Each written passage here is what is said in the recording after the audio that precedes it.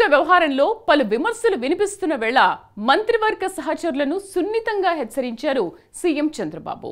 మంత్రుల అధికారిక కార్యక్రమాల్లో కుటుంబ సభ్యుల ప్రమేయం వద్దని సూచించారు.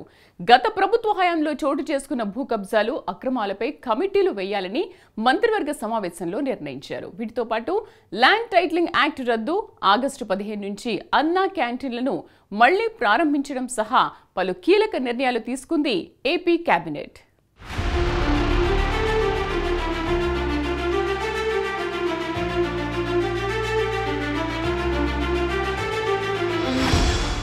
ప్రతి మంత్రి తన పనితీరును మెరుగుపరుచుకోవడంతో పాటు సమీక్షించుకోవాలన్నారు సీఎం చంద్రబాబు. నేర్చుకోవడం నిరంతర ప్రక్రియ అంటూ హితబోధ చేశారు. మంత్రివర్గ సమావేశంలో భాగంగా పలు కీలక అంశాలపై నిర్ణయం తీసుకోవడమే కాదు, తన సహచరులకు పలు అంశాలపై దిశానిర్దేశం చేశారు సీఎం చంద్రబాబు.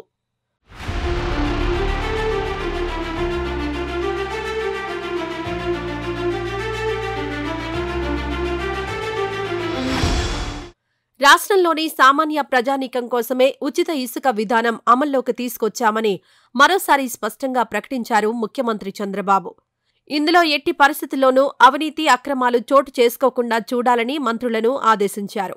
ఈ నేపథ్యంలోనే ఆమాత్యులు, ఎమ్మెల్యేలు ఉచిత ఇసుక విషయంలో జోక్యం చేసుకుని వారికి, ప్రభుత్వానికి చెడ్డ పేరు తీసుకురావద్దని సున్నితంగా హెచ్చరించారు చంద్రబాబు.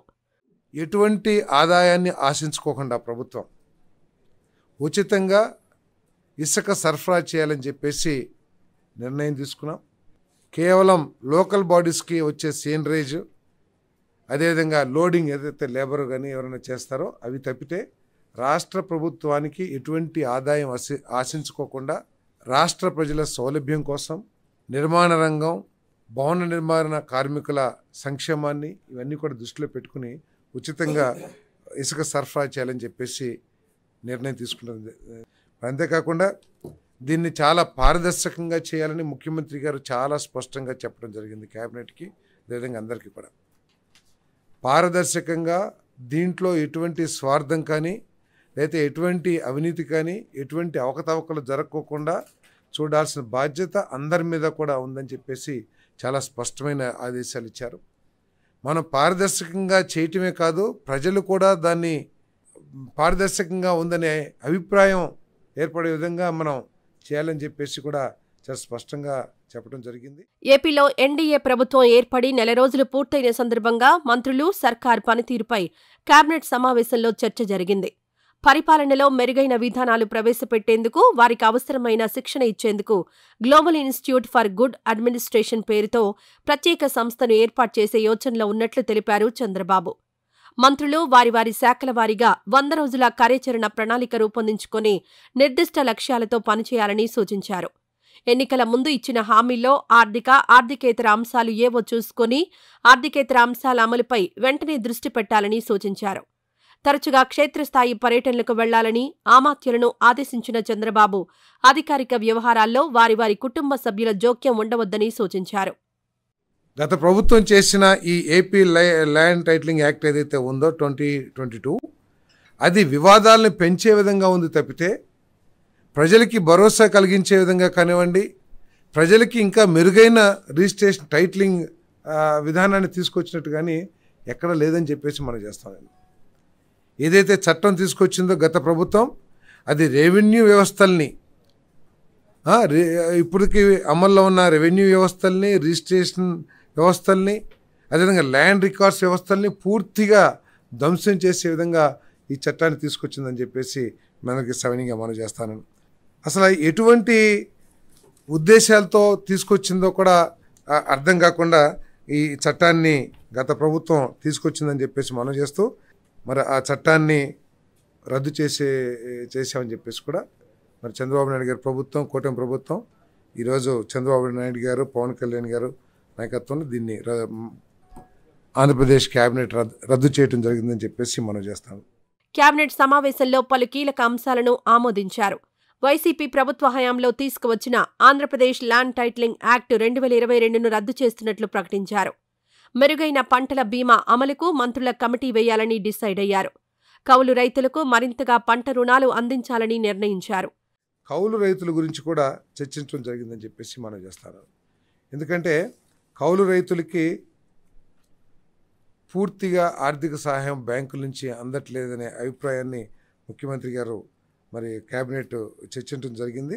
మరి రాబోయే రోజుల్లో తప్పకోకుండా దాని మీద ఒక స్టడీ చేసి ఈ కౌలు రైతు కార్డులు ఏవైతే ఉన్నాయో ఏ విధంగా ఇవ్వాలనే దాని మీద వాళ్ళకి ఎటువంటి ఇబ్బందులు లేకుండా సులువుగా రుణాలు అందించడం కోసం ఎటువంటి విధానాన్ని తీసుకురావాలనే దాని మీద అధ్యయనం చేయమని చెప్పేసి కూడా ముఖ్యమంత్రి గారు సూచించడం జరిగింది. అంటే కౌలు రైతులకి మేలు చేయాలి. ఎందుకంటే దాదాపు ఎక్కువగా వ్యవసాయం ఎస్సీ, ఎస్టీ, బీసీ చిన్న రైతులందరూ కూడా ఈ కౌలు రైతులుగా ఉన్న విషయం అందరికీ తెలిసిందే. కానీ బ్యాంక్స్ నుంచి గత ప్రభుత్వంలో కౌలు రైతులకు అందింది చాలా తక్కువ.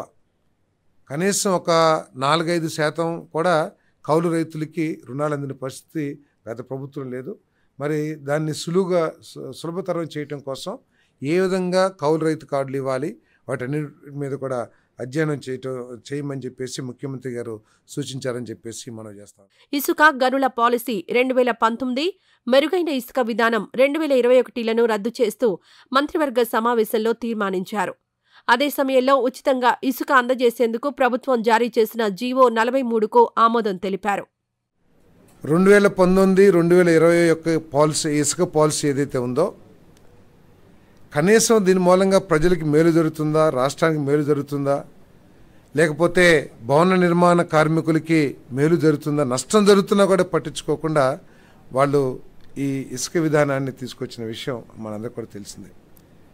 మరి 2019-2021లో తీసుకొచ్చిన ఇసుక విధానాన్ని రద్దు చేస్తూ ఆ ప్రభుత్వం చేసుకున్న అగ్రిమెంట్స్ పెద్ద పెద్ద జేపీ తర్వాత ఇంకేదో పెద్ద పెద్ద సంస్థలు బయట నుంచి తీసుకొచ్చి ఏదైతే అంటే అప్పుడు చెప్పుకున్నది ఏంటంటే అవి నామ మాత్రమే, కానీ ఆ ఇసుక వ్యాపారం చేసినంత మాత్రం వేరే వాళ్ళని చెప్పేసి చెప్పుకుంటుండేవాళ్ళు. ఏదేమైనా ఇక్కడ ఆ అగ్రిమెంట్లన్నీ కూడా రద్దు చేసేయడం జరిగిందని చెప్పేసి మనం ఆ విధానాన్ని అదేవిధంగా ఆ అగ్రిమెంట్లు కూడా అన్నీ రద్దు చేయడం జరిగిందని చెప్పేసి మనం చేస్తాం. ఎంత ఘోరం అంటే వాళ్ళు బకాయిలు పడ్డా కూడా రాష్ట్ర ప్రభుత్వానికి చెల్లించాల్సిన అమౌంట్ పెద్ద అమౌంట్లు కోట్లాది రూపాయలు ఉన్నా కూడా ఎన్ఓసీలు జారీ చేసి వారికి ఎటువంటి బాధ్యత ఇబ్బందులు లేకోకుండా సర్టిఫికేట్ జారీ చేసిన విషయాన్ని కూడా మీ దృష్టికి తీసుకొస్తారు. వైసీపీ ప్రభుత్వ హయాంలో ఆ పార్టీ నాయకుల భూ కబ్జాలు, అక్రమాలు, వారికి సహకరించిన అధికారులపై లోతైన విచారణ అవసరమన్న చర్చ మంత్రివర్గ సమావేశంలో జరిగింది. ఇప్పటికీ ఆయా శాఖల్లో పనిచేస్తున్న అధికారులు పూర్తి సమాచారం ఇవ్వడం లేదని, అక్రమాల్లో వారి ప్రమేయం ఉండడమే ఇందుకు కారణమన్న అభిప్రాయం వ్యక్తమైంది. వాటిపై మరింత లోతుగా అధ్యయనం చేసేందుకు, వాస్తవాలను బయటపెట్టేందుకు కమిటీలు వేయాలని, క్షేత్రస్థాయి నుంచి వివరాలు తెప్పించుకొని అక్రమాలకు బాధ్యులెవరో నిగ్గు తేల్చాలని మంత్రిమండలి తీర్మానించింది.